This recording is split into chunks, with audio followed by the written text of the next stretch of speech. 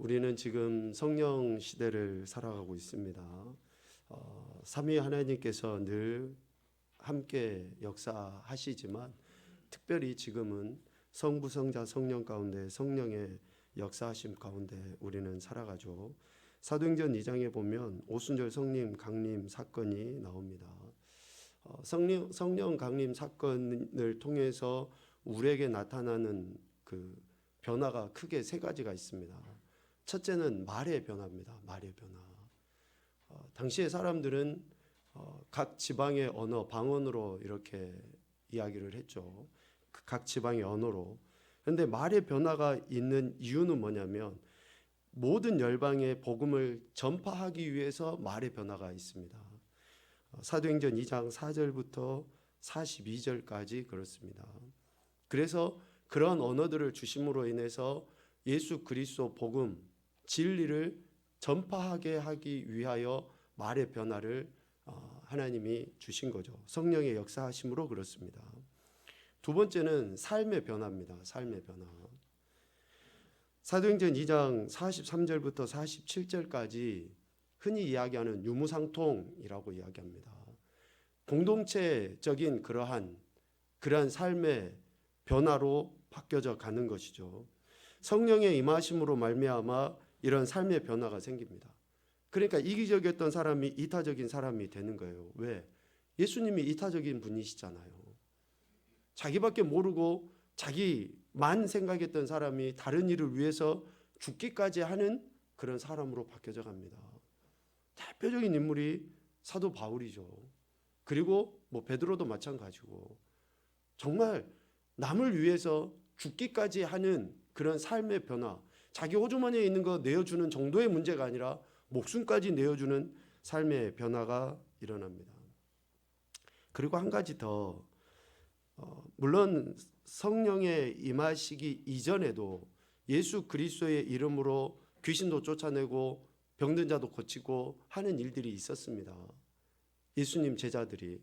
그런데 성령의 임재하심 오순절 강림 이후에는 이러한 그 실질적인 일들이 더 많이 일어나죠. 이것을 은사의 변화라고 제가 한번 표현을 해봤습니다. 은사의 변화. 이전에는 우리에게 그런 능력이 없어요. 그런 은사가 없었습니다. 그런데 성령이 강림하고 난 이후에 그런 은사가 나타나고 드러나게 됐다라는 것이죠. 그래서 세 번째로는 은사의 변화라고 하는데 왜 이렇게 우리에게 은사를 주시는가? 특별히 사도행전 3장 1절부터 10절까지는 못 걷는 사람을 고쳐주잖아요. 베드로가. 안진뱅이를 이렇게 세워서 걷게 만듭니다. 그런데 왜 고쳐주는가? 그 사람의 자체의 연약함을 고쳐주고 싸매주기 위함보다도 그를 고침으로 말미암아 하나님의 영광을 찬송케 하기 위하여 그를 고쳐주는 거예요. 그러니까 은사의 나타남의 목적은 뭡니까? 은사를 행하는 자를 드러내 보이기 위함, 또 은사를 행하는 자를 통해서 고침받고 회복된 자가 위로받기 위함 정도의 문제가 아니라 하나님의 영광을 찬양케 하기 위해서 은사가 나타나 보여지게 됐다라는 것을 이야기합니다. 그래서 지금 성령 시대를 살아가는 우리도 말의 변화가 있어야 됩니다. 입술을 벌릴 때마다 예수 그리스도를 증거하는 거예요. 그리고 삶의 변화가 있어야 됩니다. 내 자신을 위해서가 아니라 주님을 위해서 사는 거, 또 성도를 위해서 사는 거, 믿음의 지체들이나 더 심지어는 믿지 않는 자들의 영혼 구원을 위해서 우리가 살아가는 그런 삶의 변화가 있어야 되고, 한 가지는 더 은사의 변화가 있어야 됩니다. 우리의 섬김과 우리가 예수 그리스도의 이름으로 행하는 모든 것들을 은사라고 할 때에 그 은사를 통해서 하나님의 영광을 찬양케 되는 일들이 우리 삶에도 일어나야 한다라는 거죠. 그래서 성령 하나님은 우리 가운데 임하시는 겁니다. 오늘 기도에 대한 이야기를 할 때 왜 성령님을 이야기할 수밖에 없느냐? 기도는 우리가 하는 게 아니라 되어지는 겁니다. 되어지는 거예요. 내 안에 계신 성령 하나님의 역사하심으로 말미암아 우리가 하나님께 기도하는 인생들이 되는 겁니다. 우리 요한복음 14장 16절 17절 말씀을 찾아보도록 하겠습니다.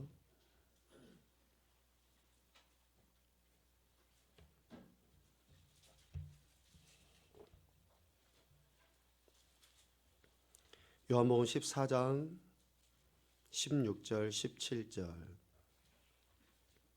두 절의 말씀을 우리 같이 보도록 하죠. 요한복음 14장 16, 17입니다. 내가 아버지께 구하겠으니 그가 또 다른 보혜사를 너희에게 주사 영원토록 너희와 함께 있게 하리니 그는 진리의 영이라. 세상은 능히 그를 받지 못하나니 이는 그를 보지도 못하고 알지도 못함이라. 그러나 너희는 그를 아나니 그는 너희와 함께 거하심이요 또 너희 속에 계시겠음이라. 아멘. 예수님께서 성령 하나님에 대해 이렇게 말씀하십니다. 첫째, 성령 하나님의 임하심은 성령의 임재, 그러니까 사도행전 2장에 나타나는 그 성령의 오순절 강림 사건은 예수님께서 하나님께 구하심으로 인해서 오시게 되었다라는 거예요. 16절에 내가 아버지께 구하겠으니 라고 이야기하죠. 성령 강림의 사건은 예수님께서 아버지 하나님께 구하심으로 인해서 주어진 거예요. 그러니까 물론 예수님께서 승천하시면서 제자와 무리들에게 예루살렘 떠나지 말고 성령님이 임하실 때까지 약속하신 것이 임하실 때까지 간절히 기도해라 그랬죠. 그런데 그 간절히 기도하다라고 할 때의 그 기도는 실질적으로 그들이 성령의 은혜를, 성령의 임재하심을 구했다라고 하기보다는 잘 모르고 기도하는 거예요. 그런데 성령의 임하심의 실질적인 사건은 어떻게 해서 이루어진 겁니까? 예수님께서 아버지 하나님께 간구하심으로 말미암아 임하게 된 것이다라는 거죠. 그 성령 하나님, 강림하신 그 성령 하나님은 보혜사시다라고 이야기합니다. 보혜사, 협조자, 보호자, 중재자라는 의미가 있죠. 또 더 한 가지 더 이야기하면 대언자예요. 대언자, 하나님의 말씀을 선포해 주시는 분, 대언자. 그래서 우리 안에 계신 성령 하나님, 그 뒤에 나오네요. 16장 말미에 너희에게 주사 영원토록 너희와 함께 있게 하리니. 그래서 성령 하나님은 영원토록 우리와 함께 하시는 분이라는, 영원토록 우리와 함께 하시는 분. 그래서 임마누엘이라고 이야기합니다. 임마누엘. 그러니 삼위 하나님의 교리에 대해서 딱 이 구절이 삼위일체 교리를 설명한다 뭐라고 명확하게 이야기할 수가 없습니다. 성부 성자에 대해서 이야기하시고 또 성자 성령에 대해서 이야기하시고 성부와 성령에 대해서 이렇게 구절들을 이야기하는데, 이러한 말씀들을 통해서 우리는 삼위일체 하나님의 함께하심을 우리는 분명히 알게 되죠. 예수님의 다른 이름이 임마누엘인데 바로 여기 오늘 16절에 보면 보혜사 성령 하나님께서 오셔서 영원토록 함께하신다. 그래서 임마누엘이라고 이야기하는 거죠. 영원토록 우리와 함께하시는 그 성령 하나님은 17절에 보니까 진리의 영이시다라고 이야기해요. 진리의 영. 여기서 진리의 영이시라는 것을 보면 요한복음 1장에 예수님에 대해서 이야기할 때 은혜와 진리가 충만하더라. 그러니까 이런 말씀들을 보면 성자와 성령은 한 분이시다. 또 이렇게 이야기할 수 있는 거죠. 그래서 우리를 진리 가운데로 인도하십니다. 말씀을 깨닫게 하시고 또 말씀이 정말 우리의 신비에 새겨져서 그렇게 살아낼 수 있도록 하시는 역사는 성령 하나님의 역사이다라고 이야기하는 거죠. 이러한 성령 하나님을 세상은 받지 못합니다. 세상은 받지 못해요. 세상은 능히 그를 받지 못하나니. 왜요? 성령을 보지도 못하고 알지도 못하기 때문에 그렇습니다. 그러나 우리는 성령을 압니다.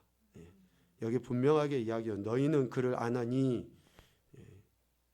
성령님이 우리와 함께 거하시고 또 우리 속에 계시기 때문에 우리는 성령님을 압니다. 성령의 강림 사건 이후에 예수 그리스도를 믿음으로 고백하는 모든 사람들은 성령 하나님께서 함께 하시고 거하심으로 인해서 진리를 알고 또 진리 가운데서 우리를 이끄시고 인도하시기 때문에 우리는 성령님이 계시구나 라는 것을 아는 거예요. 그러니까 우리가 어떤 현상적인 것에 초점을 계속 두다 보면 그 본질을 놓치기가 쉬워요. 현상도 중요하긴 하지만 그 현상보다도 더 중요한 것은 뭡니까? 본질이에요, 본질. 그러니까 우리 안에 성령 하나님이 임재하여 계신다라는 그 본질을 우리가 믿음으로 고백하는 것이 눈에 보이는 현상보다도 더 중요하다라는 거예요. 예수 그리스도를 믿음으로 고백하는 모든 인생들 가운데 약속하신 성령님이 임재해 계신다라는 것을 우리가 고백하면 그 고백함 이후의 현상들은 어때요? 자연스럽게 드러나게 돼 있어요. 그래서 말의 변화가 생기고 삶의 변화가 생기고 은사의 변화가 실질적으로 이제 나타나게 되는 거죠. 이러한 성령 하나님의 임재하심을 우리는 이야기합니다. 그러면 우리 각자에게, 우리 개개인에게 성령 하나님의 임재하심을 나타내 보이는 대표적인 증거가 뭘까? 오늘 저와 여러분이 우리 안에 내주에 계시는 성령 하나님, 임재하신 성령 하나님을 드러내 보이는 대표적인 증거가 뭘까요? 말씀에 대한 태도, 기도에 대한 태도입니다. 하나로 이야기하면 예배에 대한 태도예요. 예배에 대한 태도. 성령 하나님이 임재해 계시는데 하나님의 말씀에 대한 태도가 바르지 않다. 기도에 대한 태도가 바르지 않다. 즉 예배에 대한 태도가 바르지 않다라고 이야기하는 것은 앞뒤가 안 맞는 거죠. 왜? 성령 하나님은 진리의 영이고 하나님이시고 하기 때문에 우리가 영과 진리로 하나님 앞에 예배하도록 성령님은 우리를 이끄시고 인도하시는 분이시거든요. 그렇기 때문에 말씀에 대한 태도와 기도에 대한 태도, 즉 예배에 대한 태도로 증명되게 돼 있어요. 우리 안에 성령님이 계시다라는 것은.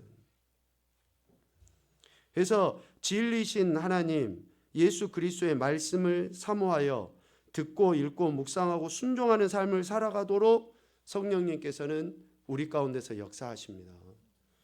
그리고 보혜사이심을 확신하고 의지하여 말씀을 붙잡고 기도하는 삶을 살아가도록 인도하시는 거예요. 그러니까 말씀과 기도 안에 우리가 하나님의 뜻을 이루어가도록 성령님께서는 지금 우리 가운데 함께 하셔서 역사하신다라는 것입니다.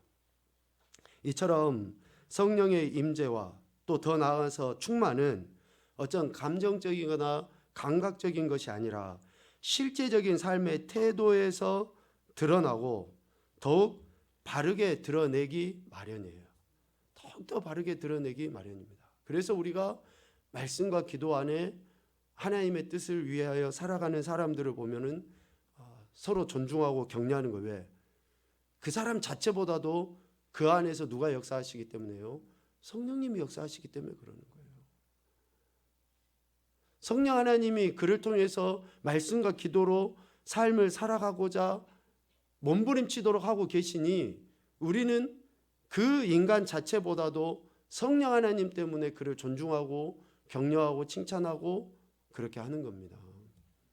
오늘 우리의 삶이 이렇게 바른 태도 안에 더욱더 드러나도록 성령님께서는 역사하시는 거죠. 그래서 우리가 지난 몇 주 동안 기도에 대해서 계속 이렇게 이야기를 했죠. 첫째, 기도는 하나님의 약속, 즉 말씀에 대한 우리의 순종이 기도입니다. 성령 하나님에 의해서 하나님이 하신 약속의 말씀에 대한 우리의 순종이 기도예요. 그래서 예수님 말씀하셨죠. 야, 구하라, 찾으라, 두드려라. 이렇게 우리에게 말씀하신 것에 대한 태도가 기도라는 것이고, 두 번째, 기도는 반드시 예수 그리스도의 이름으로 아버지 하나님께 간구하는 것입니다. 반드시 예수 그리스도의 이름으로 아버지 하나님께 간구하는 거예요.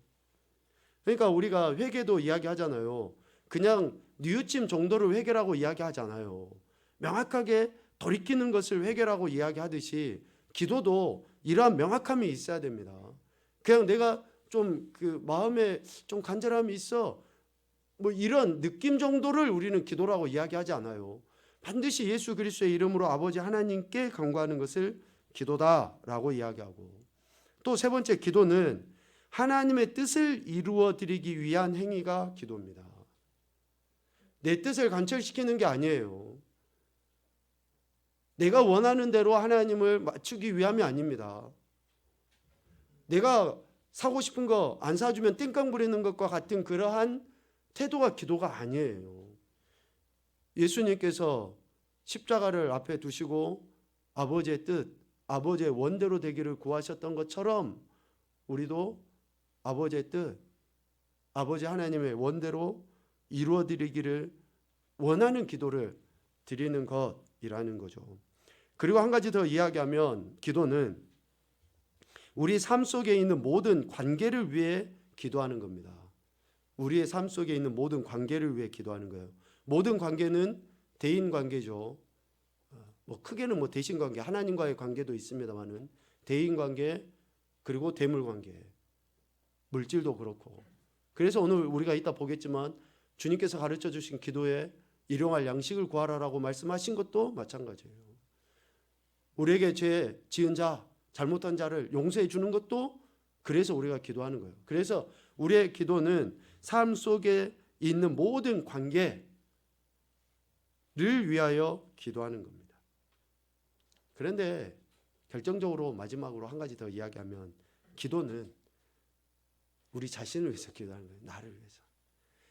내가 진짜 하나님의 말씀대로 은혜대로 하나님의 영광을 위해서 살아가도록 하기 위해서. 우리 자신은 정작 기도하지 않고 다른 사람을 위해서 기도한다. 여러분 죄송하지만 저도 저 자신을 위해서 기도하는 게 엄청 많아요. 더 말씀대로 살아야 되니까. 성도에게 덕이 안 되면 그게 무슨 목회자예요. 그러니까 말씀대로 살고 하나님의 은혜를 드러내도록 하기 위해서 내 자신을 위해. 그래서 오늘 우리가 지금 보게 될 내용이 바로 그겁니다. 우리가 어쩌면 대인관계, 대물관계 많은 것들을 생각하고 기도를 한다고 하지만 정작 내 자신의 이러한 모습들이 있도록 위해서 우리는 기도해야 된다라는 것을 지금 이야기하려 합니다. 야고보서 1장 5절입니다. 우리 유은이 한번 읽어봅시다. 너희 중에 누구든지 지혜가 부족하거든 모든 사람에게 후히 주신 꾸짖지 아니하시는 하나님께 구하라 그리하면 주시리라. 아멘. 오늘 우리는 우리 자신을 위해서 기도할 때 어쩌면 첫 번째이겠죠. 지혜를 구하는 겁니다. 지혜. 하나님을 경외함으로 얻게 되는 이 지혜가 우리에게 있을 때에 모든 관계 속에서 바름을 드러낼 수 있기 때문에 그렇습니다. 두 번째로는 시편 119편 34절 말씀입니다. 우리 강유 읽어볼까요? 나로 하여금 깨닫게 하여 주소서. 내가 주의 법을 준행하며 전심으로 지키리이다. 아멘. 주의 법 하나님의 말씀을 깨닫기를 위해 간구하는 겁니다. 하나님의 말씀을 깨닫기 위하여. 실질적으로 지금 우리 자신을 위해서 기도한다라고 할 때 너무나 당연하게 밑바탕에는 성령의 역사하심이 바탕이 되지 않으면 안 되는 거죠. 주의 법 하나님의 말씀을 깨닫기 위해 기도해야 한다. 시편 119편 133절입니다. 우리 민서 읽어볼까요? 나의 발걸음을 주의 말씀에 굳게 세우시고 어떤 죄악도 나를 주관하지 못하게 하소서. 아멘. 나의 발걸음을 주의 말씀에 굳게 세우시고 죄악이 주관하지 못하도록 우리는 기도해야 됩니다. 좌로나 우로나 치우치지 않는 거죠. 죄의 자리, 오만한 자들의 자리에 앉지 않고 서지 않는 겁니다. 악을 멀리하라는 거죠. 이를 위해서 우리가 기도해야 됩니다. 악한 거 계속 보고 더러운 거 계속 있는데 어떻게 묻지 않겠습니까? 그렇게 돼 있어요. 우리는. 왜? 우리 안에 여전히 그 죄성들이 있잖아요. 그러니까 그게 우리를 이런 악 가운데 넘어지게 만든다라는 것이죠. 마태복음 26장 41절에서는 이렇게 말씀합니다. 이렇게 기도해라라는 거죠. 우리 영성이 시험에 들지 않게 깨어 기도하라. 마음에는 원이 이르되 육신이 약하도다 하시고. 아멘. 시험에 들지 않기를 위해서 기도해야 된다라고 이야기합니다. 시험에 들지 않도록. 내적인 시험, 외적인 시험이 있을 수 있죠. 왜 이렇게 굳이 구분을 하냐면 우리 안에 있는 죄성 때문에 그래요. 그래서 내적인 것과 외적인 것들을 우리가 넘어지지 않도록 깨어 기도하라 라고 이야기하죠. 시편 51편 2절과 10절 말씀인데요. 우리 한나가 한번 읽어볼까요?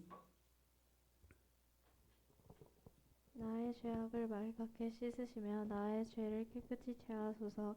하나님이여 내 속에 정한 마음을 창조하시고 내 안에 정직한 영을 새롭게 하소서. 아멘. 죄를 깨끗이 제해달라고, 정직한 마음, 정직한 영을 달라고 우리가 계속 이렇게 기도하는 겁니다. 새 술은 새 부대에 담는 거죠. 그래서 날마다 우리의 마음밭이 깨끗해지도록, 정결해지도록 하나님의 은혜를 구하는 그런 기도를 해야 한다라는 것입니다. 시편 37편 5절 말씀 우리 정훈이가 한번 읽어볼까요?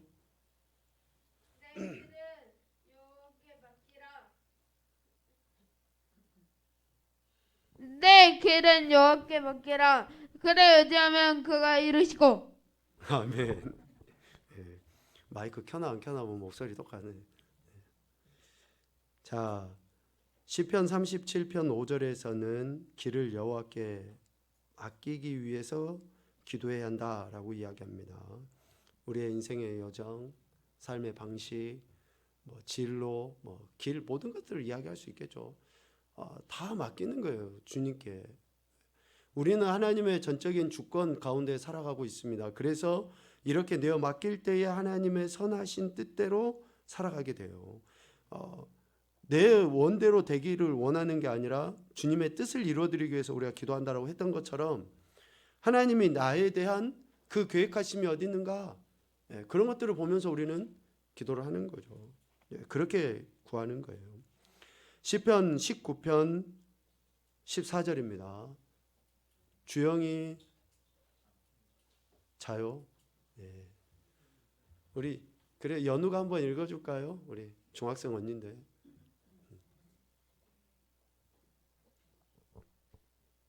나의 반석이시여 나의 구속자이신 여호와여 내 입의 말과 마음의 묵상이 주님 앞에 연합되기를 원하나이다. 아멘.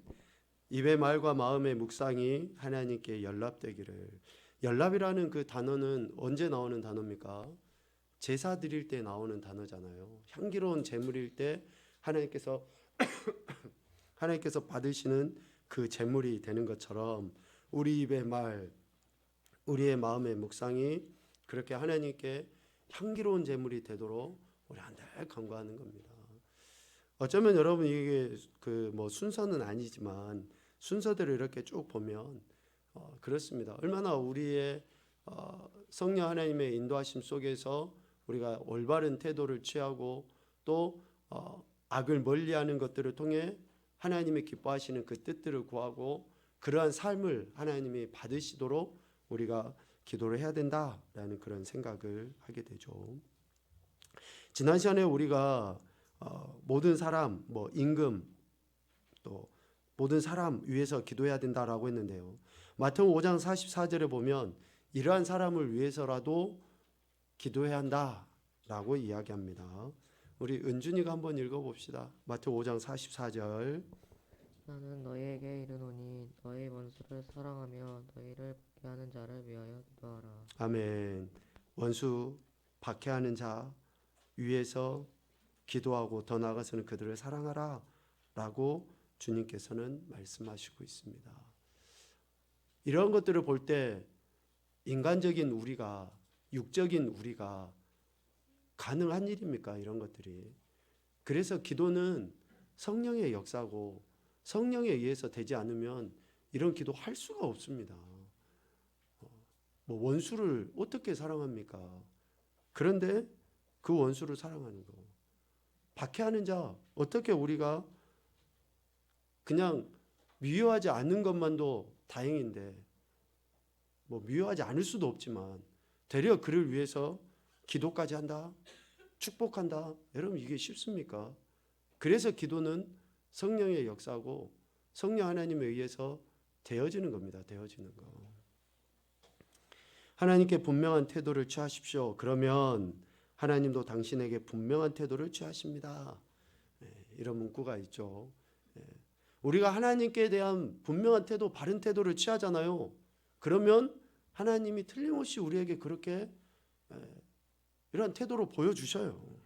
그러니까 우리가 하나님을 신뢰하고 의지하고 기도하고 은혜를 구하고 맡기고 하는 그런 삶들을 살아가는 것이죠. 자, 이런 모든 기도에 대해서 우리가 다 이야기를 해봤는데요. 이런 모든 기도는 어디에서 나온 겁니까? 마태복음 6장 9절부터 13절까지에서 나온 거예요. 우리의 기도의 본은 예수님께서 가르쳐 주신 것, 또 좀 더 이야기하면 예수님이 하나님께 하셨던 기도, 하나님이신 그분이 하나님께 하셨던 그 기도, 성자가 성부께 기도했던 거, 성령을 의지해서 했던 그 기도, 그리고 예수님께서 우리에게 가르쳐 주신 이 기도, 우리 이 말씀은 같이 읽도록 하겠습니다. 마태복음 6장 9절부터 13절입니다. 그러므로 너희는 이렇게 기도하라. 하늘에 계신 우리 아버지여, 이름이 거룩히 여김을 받으시오며 나라가 임하시오며 뜻이 하늘에서 이루어진 것 같이 땅에서도 이루어지이다. 오늘 우리에게 일용할 양식을 주시옵고 우리가 우리에게 죄 지은 자를 사하여 준 것 같이 우리 죄를 사하여 주시옵고 우리를 시험에 들게 하지 마시옵고 다만 악에서 구하시옵소서. 나라와 권세와 영광이 아버지께 영원히 있사옵나이다. 아멘. 그래서 우리는 누구에게 기도해야 합니까? 하늘에 계신 우리 아버지께 기도합니다. 우리 아버지, 관계성을 이야기합니다. 예수 그리스도의 이름을 믿고 구원받은 자만이 하나님을 우리 아버지라고 부릅니다. 그래서 이 안에는 예수님을 구원자로 고백한다라는 그런 것이 깔려 있는 거예요. 관계성 때문에 그렇습니다. 우리는 하늘에 계신 우리 아버지께 기도합니다. 누구의 이름을 우리는 영화롭게 하고 예배해야 합니까? 우리 아버지의 이름을 영화롭게 하는 거예요. 우리 아버지의 이름. 아버지의 이름이 거룩히 여김을 받으시오며 그랬죠. 그래서 우리는 삶의 모든 것들이 하나님의 이름을 영화롭게 하는, 하나님의 영광을 드러내는 삶을 살아야 하는 거예요. 왜? 영광 받으시기에 합당하신 분이 지금 오늘 저와 여러분이 고백하는 아버지 하나님이시기 때문에 그러는 겁니다.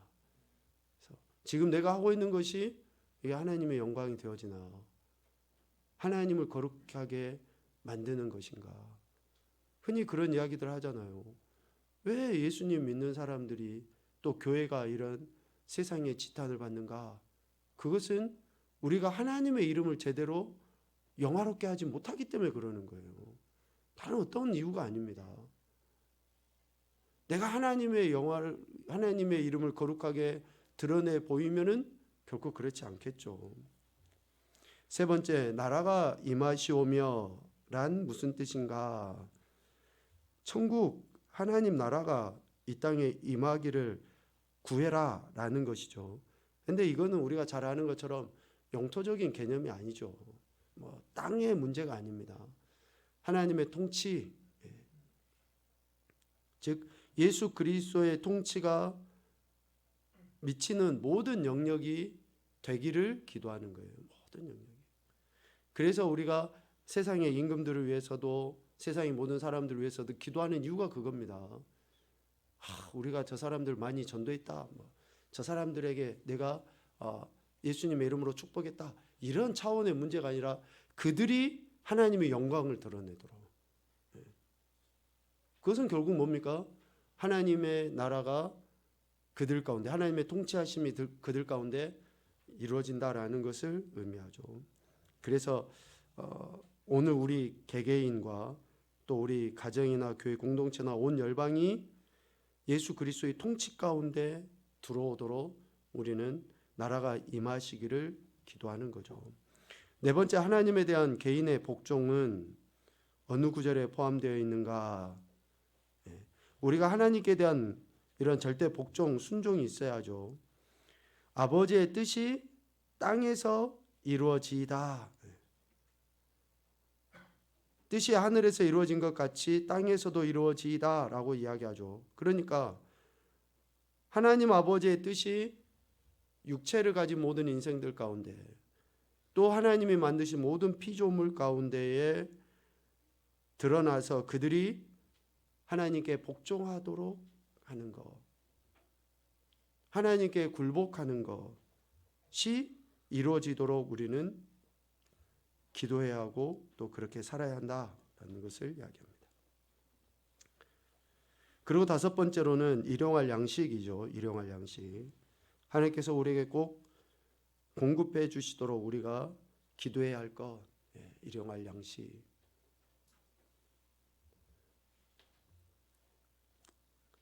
자족이라는 것도 어쩌면 여기에서 나오고 감사도 여기에서 나옵니다. 하나님께서 매일매일 만나와 메추라기를 먹이셨던 구약 이스라엘 백성들과 같이 오늘 우리에게도 그러한 양식으로 날마다 채우시고 공급해 주실 것을 우리는 기도하는 것이죠.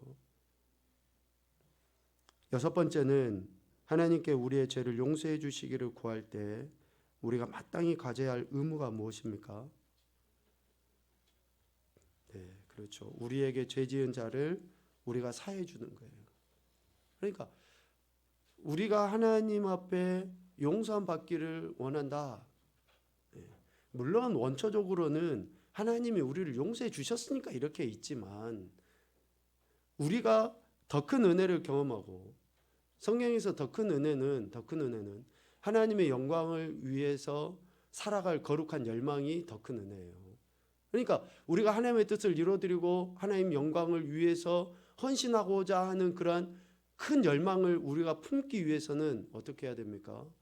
이 말씀처럼 우리에게 죄 지은 자를 우리가 용서해 주고 용납해 주고 하나님이 우리를 용서해 주신과 같은 그러한 태도를 취할 때에 더 큰 은혜를 우리가 경험하게 되는 것이죠. 마지막 일곱 번째입니다. 우리가 보호를 받기 위해서 기도해야 될 두 가지를 말씀하고 있습니다. 우리가 하나님의 보호받기 위해서, 또 세상과 구별되기 위해서 우리가 기도해야 될 두 가지를 이야기해요. 첫째는 시험에 들게 하지 마시옵고, 두 번째는 악에서 구하시옵소서. 이것을 우리가 늘 기도해야 한다라고 이야기합니다. 시험에 들게 하지 마시옵고 다만 악에서 구하시옵소서. 이것을 구분을 해보면 그래요. 시험에 들게 하지 마시옵고는 내적인 것으로부터의 보호예요. 내적인 것으로부터. 우리 안에 있는 그런 죄성, 내적인 것으로부터. 다만 악에서 구하시옵소서는 외적인 것으로부터 보호입니다. 얼마나 악한 것들이 판치고 있습니까? 공주의 권세 잡은 자가 각양각색의 모양으로 또 각 분야에서 지금 판치고 있습니다. 이러한 것들로부터 우리를 보호해 달라고 하나님께 기도하는 거고, 내 안에 있는 그런 죄성이 끊임없이 스물스물 올라오려 할 때에 시험에 들지 않게 해달라고 하나님 앞에 기도하는 거죠. 이러한 영적인 은혜들을 우리가 경험하도록 예수님께서는 기도하라라고 이야기합니다.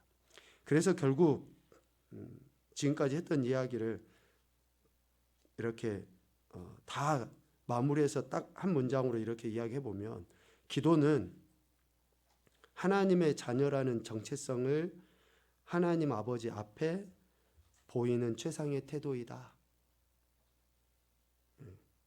기도는 하나님의 자녀라는 정체성을 하나님 아버지 앞에 보이는 최상의 태도이다.